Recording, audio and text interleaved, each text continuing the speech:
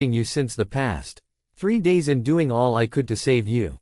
When you approached Mansur, I saw that your lips were moving in a silent prayer and consequently he could not harm you. As I am a servant of the ruler, I stand in need of this supplication. Please teach it to me. The prayer that Imam Jafar taught him is translated as follows. O Lord, protect me with your eye which never sleeps, guard me with your power which never becomes the target of calamity, so that I may not perish, for it is you on whom all my hopes are fixed. O Lord, forgive me, for you have granted me abundant gifts for which I could not thank you.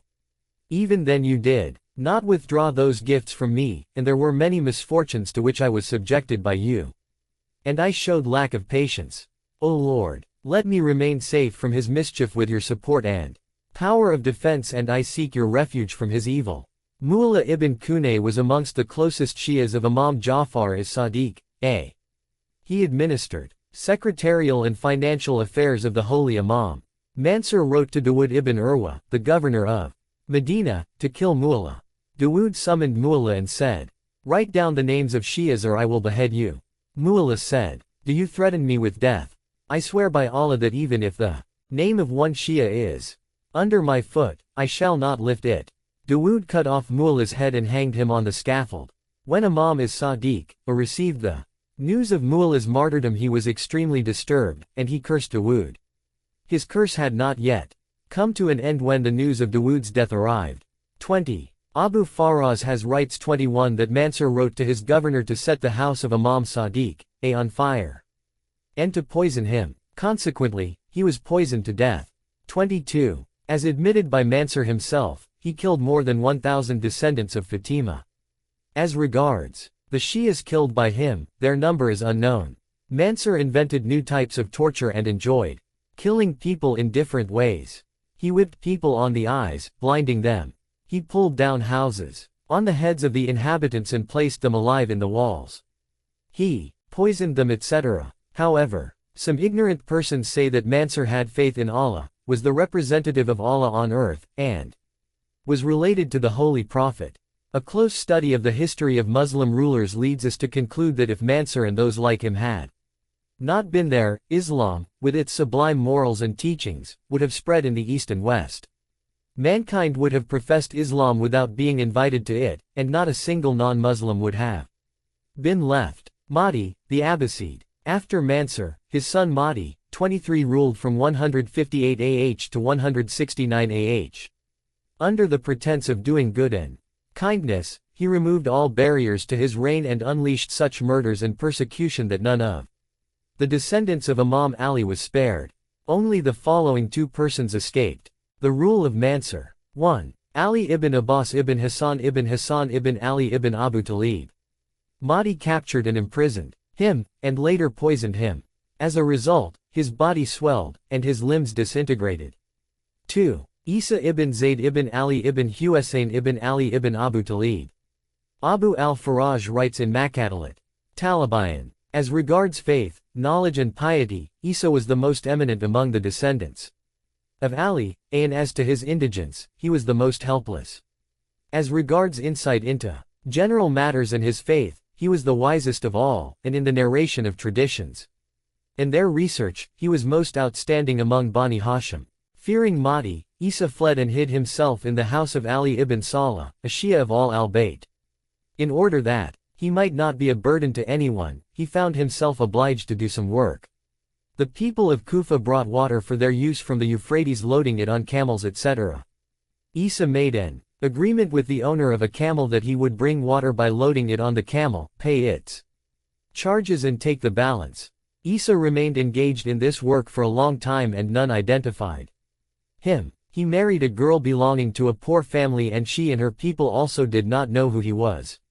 Isa had a brother named Husayn and that brother had a son named Yahya. One day Yahya said to his father, "O father, I am desirous of meeting my uncle because I have never seen him." Husayn said, "Son, I fear this might put your uncle into trouble."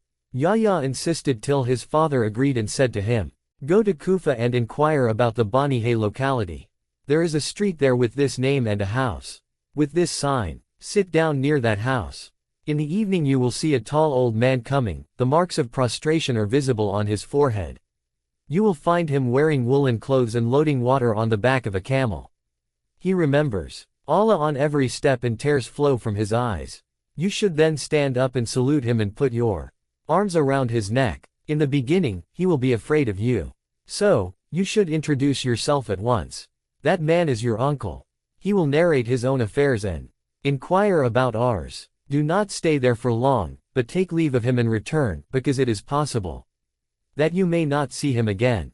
Carry out whatever instructions he gives you, because if you go to see him again, he will get afraid of you and will change his residence. Yahya says, I went to Kufa and acted according to the directions given by my father. When I tried to embrace my uncle, he became afraid of me just as wild animals fear human beings and run away. I told him that I was his nephew, Yahya. Thereupon he embraced me and wept. He made his camel sit, and himself sat down by the side of the road and began talking. He inquired about every member of the family, and I informed him in detail, and he wept. Then he said, Dear nephew, I bring water loading it on the back of this camel, pay the hiring charges and spend the rest of my earnings on my own needs. When I cannot bring water, I go to the desert and procure my food in the form of vegetables, which people throw away. Oh my nephew, I have married a woman who does not know who I am. Allah gave me a daughter and she did not know my position. Her mother said to me, Give your daughter in marriage to the son of such and such water carrier who is one of our neighbors because he is suitable for us and has asked for her hand. She insisted for a reply, but I could not tell her that her daughter is a descendant of the Prophet. I, therefore, sought a remedy from Allah and he caused the girl to die. Although her death was hard for me, it was not hard for me from another point of view, because she departed from the world and did not know her relationship with the Holy Prophet. Yahya says, My uncle requested me in the name of Allah to return and not to see him again. I, therefore, bade him farewell and returned. The life history of people like Isa makes the conduct of the despotic rulers clear.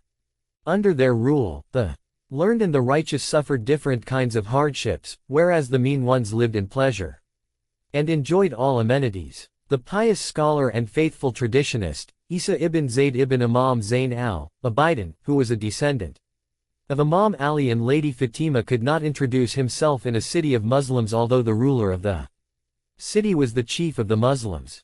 He did not make himself known and earned his livelihood through hard labor. Isa was spending his time away from his home secretly in a state of exile and was suffering all these hardships because he was a learned and pious man, and knew what truth is, and acted accordingly. However, as for licentious men, loose women, and those who were immersed in crimes lived in luxury. They had all the luxuries of life. Masudi says that the huge amount of tax that Mansur had collected from the people was distributed by his son, Mahdi, to his favorites. A professor of philosophy in Cairo University said to me, Shias believe in taqiyya dissimulation. I said, Professor, may Allah curse those who forced the Shias to observe taqiyya. Prophet Musa left Egypt secretly and said, O Lord, deliver me from the unjust people. 28:21. And our holy prophet said, It is a matter of shame for a nation in which a true believer is obliged to perform his duties in taqiyya. You people are vociferous about the freedom of opinion and faith. However, when you see an oppressed person deprived of his right and not saying anything for fear of despotic rulers, you criticize him for observing taqiyya, but you ignore the crimes of the oppressors. Hadi, the Abbasid. Upon Mahdi's death, people gave allegiance to his son Musa, who assumed the title of Hadi. Masudi writes in Maruhuz Zahab, Mahdi ruled for 15 months. He was a cruel and bad-mannered person. During Hadi's rule, the governor of Medina was Abd al-Aziz, a descendant of Umar. He used to persecute the descendants of Imam Ali, In today's terminology, he had put all